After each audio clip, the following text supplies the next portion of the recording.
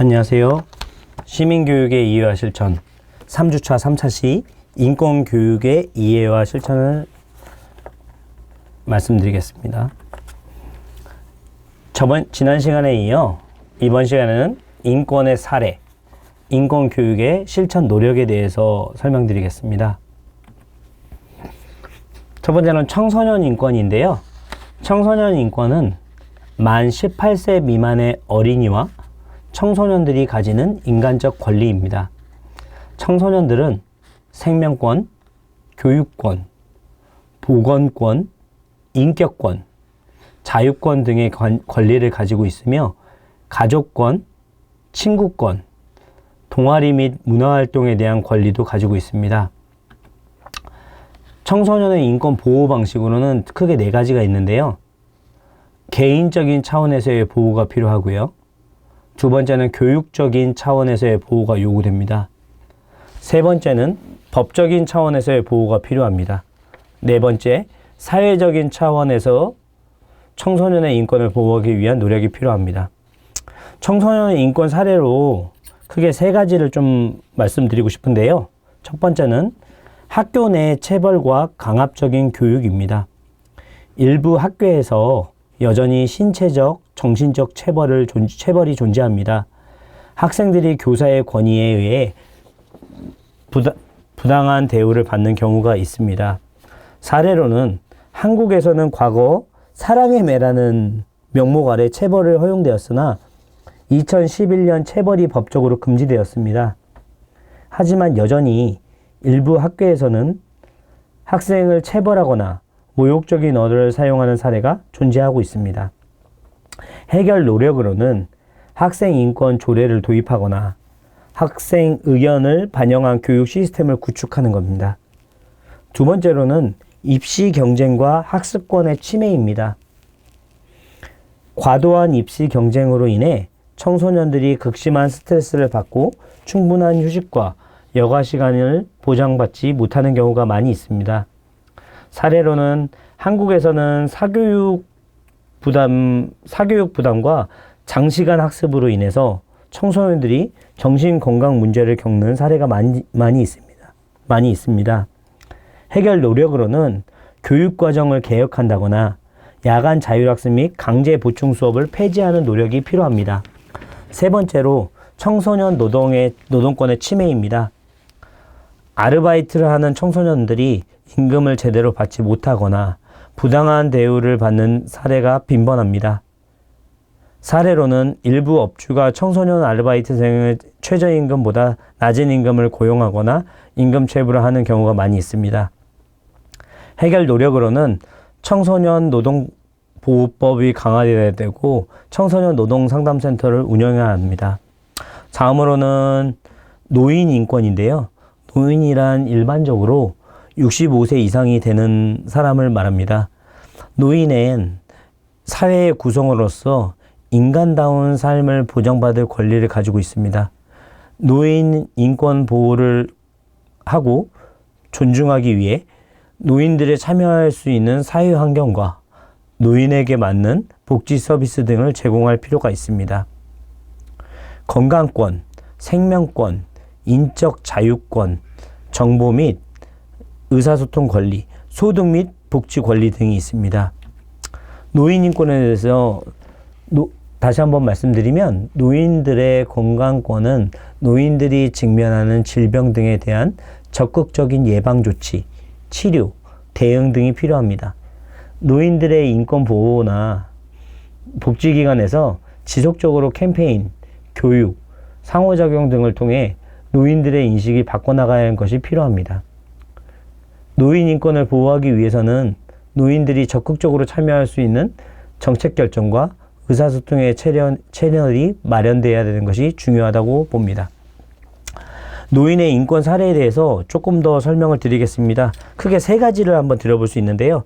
첫째는 경제적 빈곤과 복지가 부족하다. 두 번째는 노인 학대와 방임. 세 번째는 의료 접근성이 부족한 것입니다. 첫 번째 경제적 빈곤과 복지에서는 노인층의 상당수가 경제적 어려움을 겪고 있습니다. 충분한 복지 혜택을 받지 못하는 경우가 많은데요. 사례로는 한국에서 기초연금이 지급되지만 여전히 생활비가 부족한 노인이 많아 폐지를 죽거나 힘든 노동을 하는 경우가 많이 있습니다. 해결 노력으로는 기초연금 확대라든가 노인 일자리 창출 정책의 추진이 있겠죠. 두 번째, 노인 학대의 방임입니다. 가정이나 요양시설에서 노인이 학대를 당하는 사례가 증가하고 있습니다. 사례로는 일부 요양시설에서 노인을 방치하거나 신체적, 정신적 학대를 하는 경우가 보고되고 있습니다. 해결 노력으로는 노인보호 전문기관 확대, 노인학대 예방 교육 강화가 있습니다. 또 의료 접근성 부족인데요. 노인이 필요한 의료 서비스를 충분히 받지 못하는 경우가 많이 있습니다. 사례로는 경제적인 부담으로 인해 병원을 가지 못하거나 지역 의료시설의 부족으로 인해 의료 혜택을 받기 어려운 노인이 많다는 겁니다. 해결 노력으로는 노인 의료 지원 확대가 있고요. 방문 건강 관리 서비스 제공을 해야 된답니다. 이 밖에 청소년과 인권 교육을 떠나서 장애인에 대해서, 성소수자에 대해서 한번 알아보도록 하겠습니다. 일단 장애인 인권 침해 사례인데요. 장애인 인권 침해 사례는 이동권 침해 사례가 있습니다. 이동권 침해 사례에 대해서 두 가지 사례를 좀 드릴게요. 어떤 거냐면 첫 번째는 장애인의 대중교통 이용이 어렵다는 점입니다. 2022년 한국에서는 장애인들이 지하철 이동권 보장을 요구하며 지속적인 시위를 벌였습니다. 특히 서울 지하철에서 휠체어를 사용하는 장애인들이 엘리베이터 부족, 리프트 사고 위험, 저상버스 부족 등으로 인해 문제를 지적하고 있고요. 이동권 보장을 위해 대책 마련을 촉구하고 있습니다. 문제점은 지하철역 엘리베이터와 경사로가 부족해 휠체어 이용자의 접근성이 낮다는 겁니다. 저상버스 도입률이 낮아서 휠체어 이용자들이 버스를 이용하기가 어렵다는 겁니다. 장애인 콜택시, 예를 들면 특수 차량이겠죠. 수가 제한적이어서 대기 시간이 길어 이용이 불편하다는 겁니다. 두 번째, 장애인 대중교통의 이용의 어려움을 둘째로 항공이동권 문제도 있습니다. 휠체어를 이용하는 장애인이 비행기를 탑승하는 과정에서 기내 휠체어가 제공되지 않거나 휠체어를 화물칸에 실으면서 파손되는 사례가 지속적으로 발생하고 있습니다. 2023년에는 한 장애인이 항공사 측의 미흡한 조치로 인해 항공기 탑승을 거부당하는 사건이 발생하여 논란이 되었습니다. 문제점은 장애인을 위한 기내 휠체어 서비스가 부족하다는 점, 장애인 탑승 지원 서비스가 미흡하다는 점, 휠체어 파손 시 적절한 보상 체계가 부족하다는 점입니다. 다음은 이동권 침해 사례에 이어서 교육권 침해 사례를 하겠습니다. 교육권 침해 사례에서 첫 번째는 장애 아동의 통합교육 기회를 부족하다는 겁니다. 일부 장애 아동이 일반 학교에 입학하려고 했으나 장애인 지원시설이 부족하여 교사의 이해 부족으로 인해 거부되는 사례가 발생하였습니다. 특수교육을 받아야 할 아동들이 일반 학교에서 차별을 경험하는 경우가 많이 있습니다. 문제점으로는 장애 학생을 위한 보조교사와 특수교육교사의 부족입니다. 또한 장애인 편의시설이 미비하여 통합교육이 어렵고 일부 학교에서 장애 학생의 입학을 꺼려한다는 겁니다. 장애 학생에 대한 인식 부족으로 따돌림이나 차별이 발생하고 있다는 점도 아쉬운 점입니다. 두 번째는 대학 입학 및 교육 차별입니다. 한 청각장애인 학생이 대학교에 입학했지만 강의에서 자막 서비스나 수어 통역이 제공되지 않아 학업 수행에 큰 어려움을 겪었습니다. 문제점으로는 대학에서 장애인을 위한 학습 보조 서비스가 부족하다는 점과 장애 학생에 대한 교수진 및 동료 학생들에 대한 이해가 부족하다는 것입니다. 장애 학생의 학습권을 보장할 수 있는 정책이 미흡합니다. 세 번째는 고용차별 사례입니다. 장애인의 고용을 기피하는 문제가 있는데요. 한 대기업에서 장애인 의무 고용제를 지키기 위해 장애인을 형식적으로 채용했습니다. 실제로는 단순 업무만 맡기거나 근무 환경을 제대로 제공하지 않았습니다. 문제점은 장애인의 의무고용제를 피하기 위하여 기업이 장애인을 형식적으로만 고용한다는 점이고요. 장애인을 위한 근무 환경, 예를 들면 휠체어 이동 가능 공간, 장애인용 화장실 등이 부족하다는 것입니다. 승진기에도 차별적으로 제한된다는 점이 아쉽습니다. 두 번째, 직장 내의 장애인 차별입니다. 시각장애를 가진 한 직장인이 사무직으로 채용되었지만 동료들로부터 차별적인 발언을 듣거나 업무에서 소외되는 등의 문제점이 발생되었습니다. 문제점은 직장 내 장애인 차별 및 편견이 존재한다는 것이고요. 장애인을 위한 직무 배치 및 근무 환경 조성이 부족하다는 것입니다. 장애인을 위한 직무 내 교육 및 인식 개선 및 프로그램이 부족하다는 것입니다. 네 번째는 건강권 및 의료 접근성 문제인데요. 장애인 전문 의료 서비스가 부족하다는 점입니다. 예를 들면 지체 장애를 가진 한 환자가 병원을 찾아갔습니다. 병원 내 휠체어 접근성이 떨어져 진료를 받기 어려웠고 의료진도 장애인의 특수성을 고려하지 않은 치료를 제공했습니다. 문제점으로는 장애인을 위한 의료 서비스, 예를 들어 휠체어 접근 가능 진료실이라든가 장애 특화 진료라든가 이런 것들이 부족한 부분이고요. 의료진이 장애인에 대한 이해가 부족하고 장애인의 건강정보 및 예방의료 서비스가 부족하다는 겁니다. 또한 정신건강 서비스가 부족하다는 건데요. 예를 들면 발달 장애를 가진 한 청년이 정신건강 문제로 치료가 필요했으나 장애인을 위한 심리상담 서비스가 부족해 적절한 치료를 받지 못했습니다. 문제점으로는 장애인을 위한 정신건강 서비스가 부족하고요.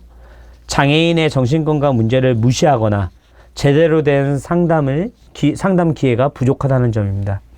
결론적으로 장애인의 인권은 모든 사람들이 동등한 기회를 누릴 수 있도록 보장되어야 하지만 여전히 이동권, 교육권, 고용권, 건강권 등의 영역에서 다양한 차별과 침해가 발생하고 있다는 점입니다. 이를 해결하기 위해서는 법적 제도적 개선뿐만 아니라 사회적 인식 변화와 실질적인 복지 서비스가 필요합니다. 장애인의 인권 보호는 단순한 시혜적 접근이 아니라 모든 인간이 존엄한 삶을 살아가기 위한 필수적 조치이며 지속적인 관심과 노력이 요구됩니다. 장애인의 청소년 노인 인권에 이어서 장애인 인권을 들었는데요. 다음은 성소수자 인권 침해 사례를 좀 설명드릴게요. 성소수자 인권 침해 사례는 첫 번째 법적 보호 부족 및 차별 사례입니다. 어떤 점이냐면 첫 번째 동성결혼 및 가족 구성권 차별인데요. 한국에서는 동성결혼이 법적으로 인정되지 않아 동성 커플이 법적 가족으로 인정받지 못하는 문제가 있습니다. 예를 들어 한 동성 커플이 수십 년을 함께 살았지만 한 명이 병원에 입원했을 때 법적 보호자가 아니라는 이유로 치료 결정에 참여하지 못한 사례가 있었습니다. 문제점은 동성 결혼 합법화가 미비됐고요. 동성 커플의 공동재산 및 상속권 인정이 부족됩니다. 또 동성 커플이 양육하는 아이의 법적 보호 문제가 발생할 것입니다. 두 번째, 트랜스젠더의 법적 성별 정정 문제인데요. 한국에서는 트랜스젠더가 법적 성별을 변경하기 위해 생식 능력을 없애는 수술을 강제받는 등 까다로운 절차를 거쳐야 합니다. 이에 따라 많은 트랜스젠더가 신분증상의 성별과 실제 성별에 일치하지 않아 취업이나 일상생활에서의 어려움을 겪고 있습니다. 문제점으로는 법적 성별 정정 절차의 복잡성과 성전환 수술 강제 요구가 있고요. 신분증 성별과 실제 성별이 달라 겪는 사회적 불이익이 있습니다. 두 번째는 성소수자들의 인권 침해에서 직장 및 학교 내의 차별 사례입니다. 우선 직장부터 보겠습니다. 직장에서 성소수자의 차별은 한 회사에서 커밍아웃한 직원이 승진해서 배제되거나 동료들로부터 따돌림을 받는 보고가 되고 있습니다.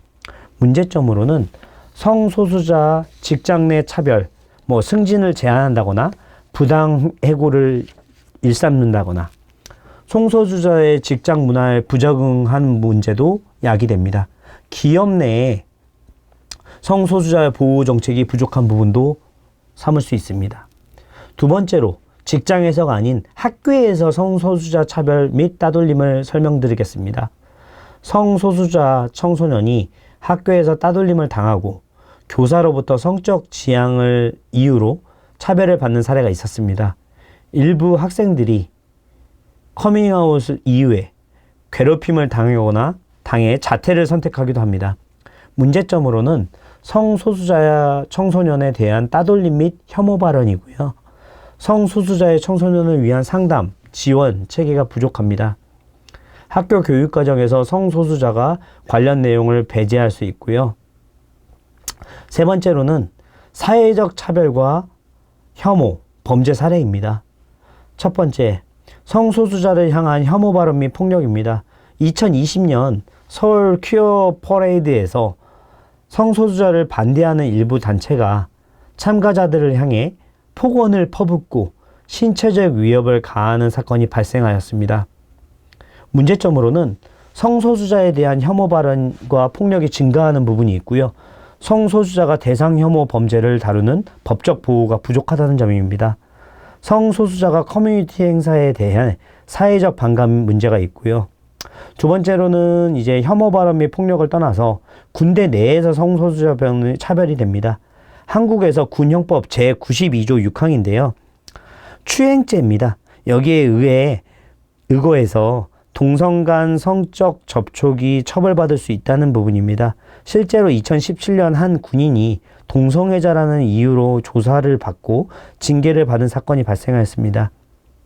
문제점으로는 동성애 군인의 기본권 침해, 군대 내 성소수자에 대한 차별적 규정 존재라는 부분입니다. 다음은 보건 및 의료 접근성의 문제인데요. 그 중에서 첫 번째, 성소수자의 의료 서비스가 부족하다는 점입니다. 트랜스젠더가 호르몬 치료를 받기 위해 병원을 찾아갔으나 의료진의 이해 부족과 의료진의 이해 부족과 차별적인 태도로 인해 제대로 된 진료를 받지 못하는 경우가 많습니다. 문제점으로는 성소수자를 위한 전문 의료 서비스가 부족하고요. 의료진 성소수자에 대한 이해가 부족합니다. 성소수자가 정신건강 지원 서비스가 미흡하고요. 이 부분을 들 수 있습니다.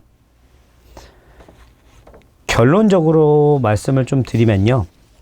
성소수자의 인권은 여전히 많은 도전에 직면해 있습니다. 법적 보호가 미비되고요. 사회적 차별, 의료 서비스, 접근성 부족 등의 다양한 문제가 존재합니다. 이를 해결하기 위해서는 법적 개혁뿐만 아니라 사회적 인식 변화가 필수적이며 정부, 기업, 교육기관, 시민사회가 함께 노력해야 합니다. 모든 사람들이 자신의 성 정체성과 성적 지향에 따라 자유롭고 평등한 삶을 살 수 있는 사회를 만들기 위해 지속적인 관심과 노력이 필요하다고 생각합니다. 이주민 및 이제 마지막으로 아까 청소년 인권 사례를 들었고요. 노인의 인권 사례를 들었고요. 그 다음에 장애인의 인권 사례를 들었고요. 그리고 성소수자의 인권 사례를 들었습니다. 마지막으로 이주민 및 난민 인권 사례를 좀 들을 건데요. 두 가지입니다. 첫째, 노동 착취 및 임금 차별. 이주 노동자가 기본적인 노동권을 보장받지 못하는 경우가 많다고 합니다. 사례로는 한국의 일부 농촌 지역에서 이주 노동자들의 열악한 환경에서 생활을 하며 임금을 제대로 받지 못하는 경우가 발생한 거죠. 해결 노력으로는 이주 노동자 보호 강화법이라는 게 있고요. 고용 허가제를 개선하는 부분입니다. 자, 다음으로는 난민 인권 침해인데요. 난민 신청 과정에서 차별을 받거나 난민으로 인정받기 어려운 경우가 많습니다. 사례로는 한국에서는 난민 인정률이 매우 낮고 난민 신청자들이 오랜 심사 과정에서 생계의 어려움을 겪고 있다는 겁니다. 해결 노력으로는 난민 보호 정책 개선은 부분이 있고요. 지원 프로그램이 확대되는 부분입니다. 자, 여기까지 일단 인권의 사례를 들었고요. 다음에 인권의 실천 노력에 대해서 말씀을 좀 드리겠습니다. 첫 번째, 포괄적이고 참여적인 인권이 요구될 것입니다. 두 번째, 첨단 기술을 활용하여 인권교육의 필요성이 있습니다. 세 번째, 다문화 시대에서 다양성 존중 교육이 필요하고, 네 번째, 협력적인 교육 제도가 구축됨으로 인해 인권교육이 이루어져야 됩니다. 다섯 번째, 지속 가능한 인권 문화 형성을 통한 인권교육이 실천 노력이라고 볼 수 있습니다. 다시 말해, 현대사회에서는 다양한 계층에서 인권의 문제가 발생되고 있습니다. 이를 해결하기 위해 지속적으로 노력이 필요합니다. 특히 앞에 3차 시 때 말씀드렸던 청소년의 인권, 다음 노인의 인권, 다음 장애인의 인권, 그 다음 성소수자의 인권, 마지막으로 이주민 및 난민에 대한 인권이 사회적 약자들이라고 볼 수 있는데요. 이 사회적 약자들의 더욱 보호받아야 하며 법적, 제도적 개선과 함께 시민들의 인식의 변화가 필수적입니다. 제가 생각했을 때 모든 사람들은 평등한 권리를 누릴 수 있는 사회를 만들기 위해 정부, 기업, 시민사회가 아니라 시민사회가 아니라 모든 인권이 보장하고 개선하는 노력이 필요하다고 볼 수 있습니다. 인권 보호는 특정 집단만의 문제가 아니라 모든 사회의 구성원이 함께해야 할 중요한 과제라고 생각할 수 있을 것입니다. 자, 이번 시간에는 3주차 때 1차 시, 2차 시, 3차 시를 배웠는데요. 자, 이제 정리를 해보겠습니다. 3주차 1차 시 때는 인권의 개념, 인권 교육의 필요성을 다뤘고요. 2차 시 때는 인권의 유형, 현대사회의 인권을 배웠습니다. 3차 시 때는 인권의 사례, 인권 교육의 실천 노력을 배웠는데요. 제가 마지막 차시 때 항상 학생들에게 생각해보기라는 내용을 좀 드리고 있습니다. 이번 차시에는 학생분들이 오늘 이번 차시 때 배웠던 인권의 사례와 인권 교육의 실천 노력에서 저는 이 궁금증을 좀 드려보고 싶습니다. 학생분들이 청소년은 아니겠지만 청소년 때 부당하다고 느꼈던 이 청소년 때 인권에 대해서 침해 사례를 있었다라는 부분, 아니면 노인의 인권을 침해했던 사례의 나만의 경험, 아니면 장애인이나 성소수자, 이주민 및 난민이 될 수 있겠죠. 이 부분에 대해서 나는 어떠한 인권의 침해를 받았는지 라는 부분을 곰곰이 생각해 보시고, 이 제가 예시로 드렸던 사례를 빗대어서 한번 나의 나의 인권은 잘 보장되고 있는 것인가? 나의 인권은 침해되지 않은 것인가? 인권을 침해되지 않기 위해서는 어떤 교육, 시민교육, 어떤 교육을 받아야 될지를 한번 고민해 보시기 바랍니다. 다음 4주차 때는 시민교육으로서의 다문화 교육이 있는데요.